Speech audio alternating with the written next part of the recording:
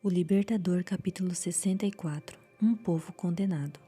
O último apelo para Jerusalém tinha sido em vão. Os sacerdotes e líderes religiosos ouviram a voz profética repercutir na multidão em resposta à pergunta: quem é este? Mas não a aceitaram como voz inspirada. Os inimigos de Jesus o denunciaram como o líder de uma rebelião para oficiais que estavam entre a multidão. Alegaram que ele estava prestes a tomar posse do templo e reinar como rei em Jerusalém. Jesus calmamente declarou que não tinha vindo estabelecer um governo terrestre. Logo ele subiria para o Pai e seus acusadores não o veriam mais, até que viesse outra vez em glória. Só então o reconheceriam, no entanto, seria tarde demais. Jesus disse essas palavras com tristeza, mas com notável poder. Subjugados, os oficiais romanos se calaram. O coração deles se comoveu como nunca antes. No rosto solene de Jesus, eles viram amor e serena dignidade. Movidos por uma simpatia que não podiam entender, estavam inclinados a lhe prestar honra e respeito. Voltando-se para os sacerdotes e líderes religiosos, os acusaram de serem os causadores de toda aquela perturbação. Enquanto isso, Jesus foi para o templo sem que ninguém notasse. Tudo ali estava tranquilo, pois a cena do Monte das Oliveiras havia atraído o povo para lá. Por pouco tempo, Jesus ficou ali, a contemplar com tristeza o templo. Depois disso, voltou para Betânia. Quando o povo o procurou para colocá-lo no trono, não puderam encontrá-lo. Jesus passou toda a noite orando e de manhã foi outra vez para o templo. No caminho sentiu fome e, vendo à distância uma figueira com folhas, foi ver se encontraria nela algum fruto. Aproximando-se dela, nada encontrou, a não ser folhas, porque não era tempo de figos. Marcos 11, verso 13. Nas colinas que cercavam Jerusalém, de fato se podia dizer que não era tempo de figos. Mas, no pomar por onde Jesus passou, uma árvore parecia adiantada a todas as demais. Já coberta de folhas, prometia bons frutos, contudo a aparência era enganadora. Jesus nada encontrou, a não ser folhas. A árvore era nada mais que um amontoado de folhas. Cristo amaldiçoou a figueira para que se secasse. Ninguém mais coma do seu fruto, ele disse, verso 14. Na manhã seguinte, quando o Salvador e seus discípulos estavam novamente a caminho da cidade, os ramos secos e as folhas caídas atraíram a atenção deles. Mestre, disse Pedro, vê, a figueira que amaldiçoaste secou, verso 21. Para os discípulos, Cristo ter amaldiçoado a figueira era algo estranho ao que ele normalmente fazia. Eles se lembraram de suas palavras. O Filho do Homem não veio para destruir a vida dos homens, mas para salvá-los. Lucas 9, verso 55. Ele sempre havia trabalhado para restaurar, nunca para destruir. Aquele ato, portanto, era único. Qual teria sido o propósito daquilo? Questionavam. Juro pela minha vida, palavra do soberano, o Senhor, que não tenho prazer na morte dos ímpios. Ezequiel 33, verso 11. Para ele, a obra de destruição e condenação era uma obra muito estranha. Isaías 28, verso 21. Com misericórdia e amor, porém ele levanta o véu do fruto e revela os resultados de um caminho de pecado. A figueira estéril, apesar do espetáculo de folhas apresentado a Cristo, era um símbolo da nação judaica. O Salvador queria deixar claro o motivo e a certeza da condenação de Israel. Para isso, fez da árvore uma instrutora da verdade divina. Os judeus alegavam ser mais justos do que qualquer outro povo, mas o amor pelo mundo e a ganância os corromperam. Eles fizeram um espetáculo ao estender seus ramos para o alto, fazendo com que parecessem exuberantes e bonitos aos olhos, mas nada tinham, a não ser folhas. A religião judaica, com seu magnífico templo, de fato impressionava por sua aparência externa, mas carecia de humildade, amor e benevolência. Por que aquela árvore foi amaldiçoada? Árvores sem folhas não provocavam expectativas, tampouco causavam decepção. Elas representavam os gentios que, embora não fossem mais piedosos que os judeus, não se vangloriavam de serem bons. Para eles, o tempo de figos ainda não tinha chegado. Eles ainda esperavam pelo dia em que haveria luz e esperança. Deus responsabilizou os judeus que receberam maiores bênçãos dele, pelo abuso desses dons. Os privilégios dos quais se vangloriavam só aumentavam sua culpa. Jesus veio a Israel com fome de encontrar os frutos da justiça no povo. Para eles, o tempo de figos ainda não havia chegado. Eles ainda esperavam pelo dia em que haveria luz e esperança. Deus responsabilizou os judeus, que receberam maiores bênçãos dele, pelo abuso desses dons. Os privilégios dos quais se vangloriavam só aumentavam sua culpa. Jesus veio a Israel com fome de encontrar os frutos da justiça no povo. Ele tinha dado a esse povo todos os privilégios. Como retorno, desejava ver nele abnegação, compaixão e um profundo desejo pela salvação de outros.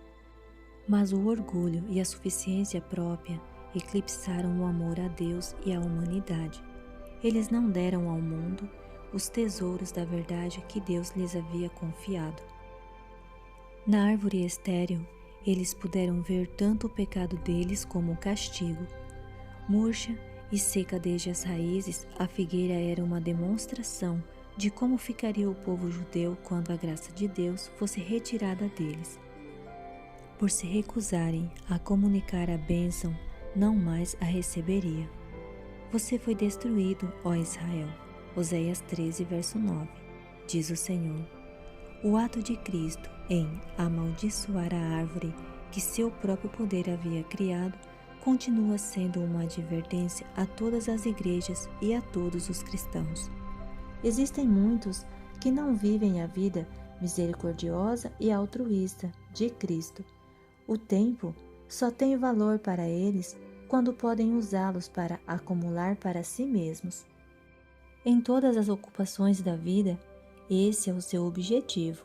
O plano de Deus era que eles ajudassem os outros de todas as maneiras possíveis, mas o eu é tão grande que não conseguem enxergar nada mais. Os que vivem para o eu dessa maneira são como a figueira. Eles seguem as formas de adoração sem mostrar arrependimento ou fé. Afirmam honrar a lei de Deus, mas não obedecem a ela. Na sentença pronunciada sobre a figueira, Cristo afirma que o pecador declarado é menos culpado do que alguém que professa servir a Deus, mas não dá nenhum fruto para a sua glória. A parábola da figueira, contada por Cristo antes de sua visita a Jerusalém, tinha conexão direta com a lição que ele ensinou ao amaldiçoar a árvore sem fruto. Na parábola, o agricultor intercede pela planta estéril. Senhor, deixe-a por mais um ano, e eu a cavarei ao redor dela e a adubarei. Se der fruto no ano que vem, muito bem. Se não, corte-a. Lucas 13, versos 8 e 9. Ele queria ter todas as vantagens possíveis. A parábola não prediz o efeito do trabalho do agricultor. O resultado dependia do povo para quem Cristo falou essas palavras e a quem a planta estéril representava. Eram eles que decidiam seu próprio destino. Deus tinha dado a eles todas as vantagens, mas eles não aproveitaram as bênçãos cada vez maiores. O ato de Cristo, ao amaldiçoar a figueira estéril, mostrou qual seria o resultado. Eles haviam determinado sua própria destruição. Por mais de 1000 anos, a nação judaica tinha rejeitado as advertências de Deus e matado seus profetas. Quando as pessoas dos dias de Cristo seguiram o mesmo caminho, elas se responsabilizaram por esses pecados. Estavam prendendo a si mesmas as correntes que as nações estiveram forjando por séculos. Está para chegar um tempo em que a misericórdia fará o seu último apelo. Então a doce e cativante voz do Espírito não apelará mais ao pecador. Esse dia havia chegado para Jerusalém. Jesus chorou em angústia pela cidade condenada, mas não poderia libertá-la. Ele tinha exaurido todos os recursos.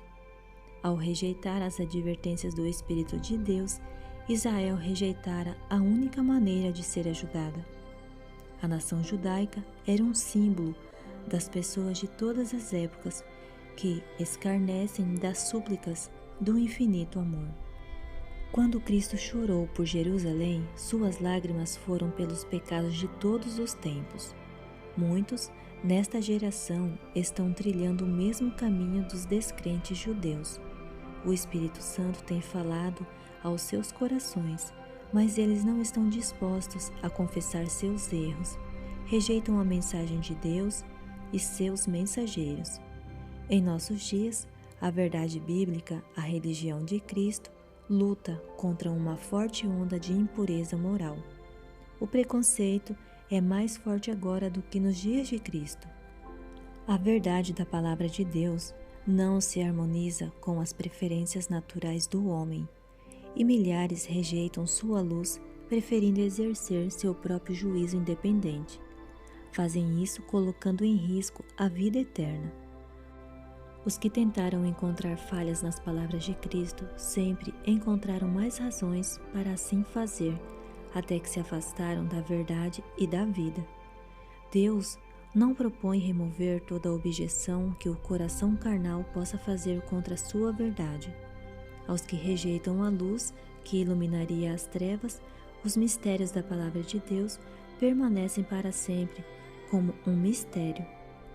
A verdade está escondida deles. As palavras de Cristo se aplicam a todos os que tratam os apelos de misericórdia divina de maneira leviana. Cristo está derramando amarguradas lágrimas por você, que não tem lágrimas para derramar por si mesmo. E toda a evidência da graça de Deus, todo o raio da luz divina, ou internece e subjuga o coração, ou o confirma em sua desesperada rebeldia. Cristo previu que Jerusalém continuaria sem o arrependimento. Toda a culpa pesava sobre ela mesma. Esse será o caminho de todo aquele que segue essa conduta. O Senhor declara: a tua ruína, ó Israel, vem de ti. Oséias 13, verso 9. Ouça, ó terra, trarei desgraça sobre este povo, o fruto das suas maquinações, porque não deram atenção às minhas palavras e rejeitaram a minha lei. Jeremias 6, verso 19.